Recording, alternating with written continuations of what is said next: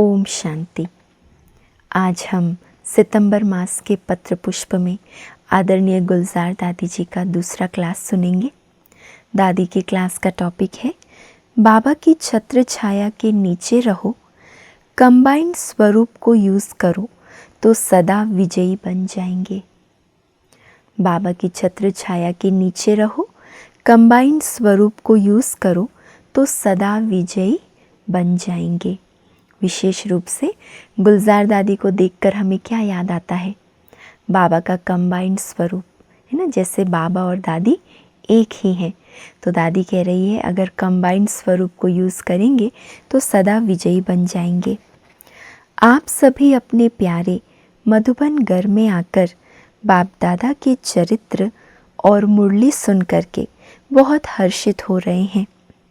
मधुबन का वायुमंडल, मधुबन की मदद और इतना बड़ा परिवार देख करके भी बड़ी खुशी होती है।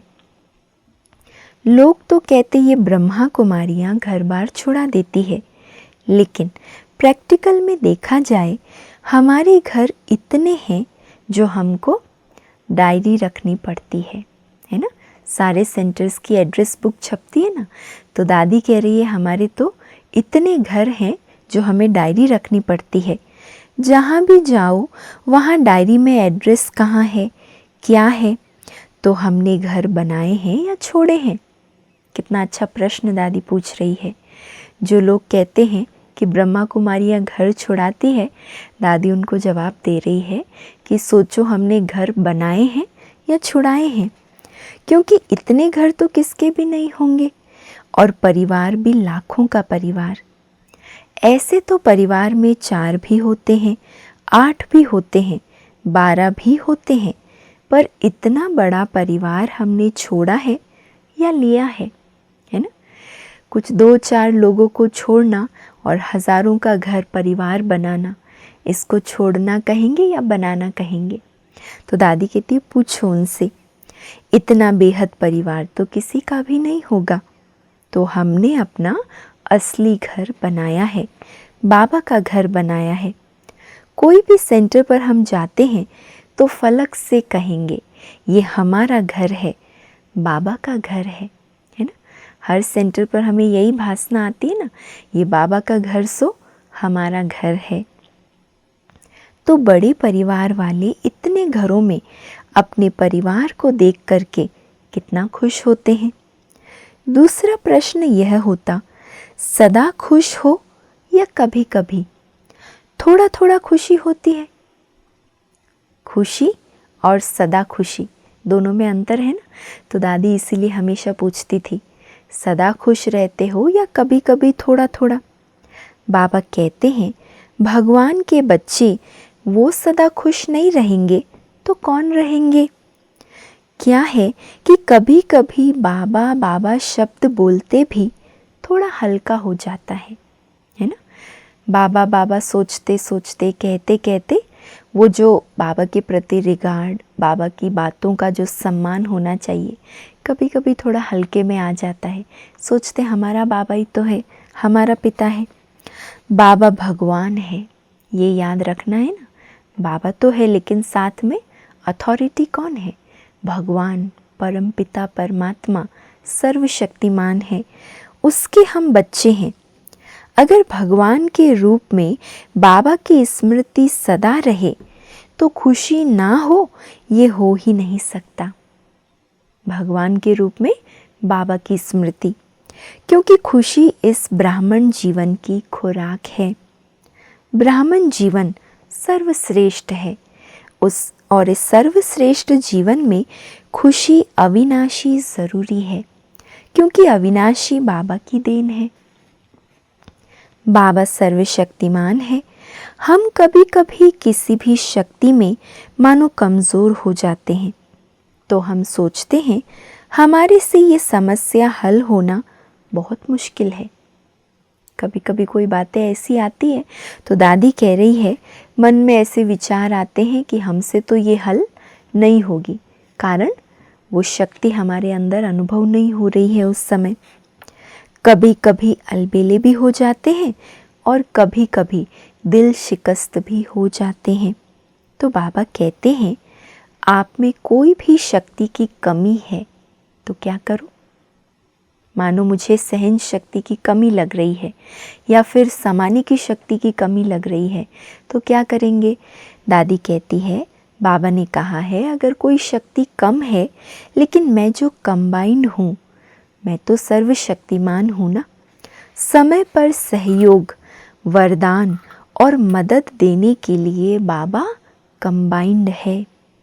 तो जो कंबाइंड सर्वशक्तिमान बाबा है, उसकी मदद क्यों नहीं लेते हो? बाबा भी पूछ रहा है, मैं तुम्हारे साथ कंबाइंड स्वरूप में हूँ, सर्वशक्तिमान हूँ, समय पर मदद देने के लिए बंधा हूँ, तो फिर मदद क्यों नहीं लेते? उस समय बाबा को क्यों नहीं याद करते? और बाबा आया ही है हिम्मत की मदद देने के लिए। एक कदम आपकी हिम्मत का और 1000 कदम बाबा की मदद के हैं, क्योंकि बाबा सर्वशक्तिवान है। लेकिन होता क्या है? ये सब तो बातें बाबा ने बताई कि जब शक्ति की कमी है तो कैसे उसको भरपूर करना है। लेकिन होता क्या है?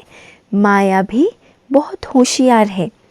उसी समय माया हमको अकेला कर देती है।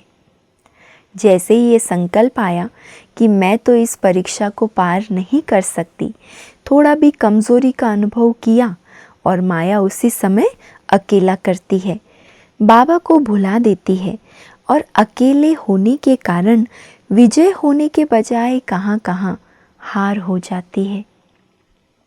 पहनना है विजय का हार, लेकिन क्या होती है? हार हो जाती है। तो ध्यान पर रहे कि माया पहले अकेला करेगी, लेकिन मुझे अकेला नहीं होना है। सदा बाबा के साथ कंबाइंड रहना है। हम कहें बाबा मेरे साथ है, तो साथ वाला थोड़ा किनारा भी हो सकता है, लेकिन कंबाइंड तो सदा ही साथ है। तो बाबा का वायदा है, अगर आपने दिल से याद किया, मेरा बाबा, मीठा बाबा, प्यारा बाबा, तो हजूर हाजिर है। और कईयों ने ये अनुभव किया भी है। दिल से बस बाबा को याद किया और उसी समय वो परीक्षा जैसे पहाड़ से रुई समान हल्की हो जाती है। बाबा मदद के लिए हाजिर होते हैं। लेकिन शर्त क्या है? एक बाबा के संकल्प के सिवा और कोई संकल्प न आवे, तब बाबा मेरा है। हम कहते हैं भगवान मेरा है। जहाँ भगवान है वहाँ विजय तो है ही। एक बाबा ही भगवान है और वो हमें मिल गया। इसी निश्चय की खुशी और मस्ती में रहना चाहिए, क्योंकि भगवान ने जो कहा वो तो होना ही है। पहली बात, भगवान मेरा है तो विजय तो मेरी होकर ही रहेगी। दूसरी बात, भगवान ने जो कहा है वो तो होकर ही रहेगा। वो सदा अटल और अखंड है। बाबा का कहना और उसी समय मेरा करना, इस एक दृढ़ संकल्प ने मम्मा को मम्मा बना दिया। मम्मा भी तो साधारण कुमारी के रूप में आई थी, लेकिन बाबा का कहना और मेरा करना, मम्मा ने ये दृढ़ संकल्प लिया और मम्मा बन गई। हमें भी ज़्यादा मेहनत करने की ज़रूरत नहीं है। अभी तो ज्ञान इतना स्पष्ट हो गया है और बाबा एक ही शब्द कहता है, जो ब्रह्मा बाबा ने किया उसको फॉलो करो। दिनचर्या का भी बता दिया कि सुबह को कितनी बजे उठो, कैसे बैठो, तो उसी विधि से बैठना है। अपनी विधि नहीं बनानी है। बाबा ने सुबह अमृत वेले से लेकर रात को सोने तक पूरी दिनचर्या की जो विधि बताई है, उसी विधि से उठना, बैठना, सोना, खाना पीना, बात करना, सब उसी विधि में रखना है। फिर मुरली भी ऐसे सुनना है जो अर्जुन समान गीता ज्ञान सुनते सुनते जैसे कि मंत्र मुक्त स्थिति हो जाए। बाबा मेरे लिए आया है और मुरली द्वारा मेरे से बात कर रहा है, मेरे को पढ़ा रहा है। जैसे मेरा बाबा है वैसे मेरा टीचर है, मेरे लिए आया है। ये नशा होना चाहिए। फिर सिर्फ कर्म करता नहीं, कर्मयोगी बन करके कर्म करो। कर्म और योग दोनों साथ साथ हों।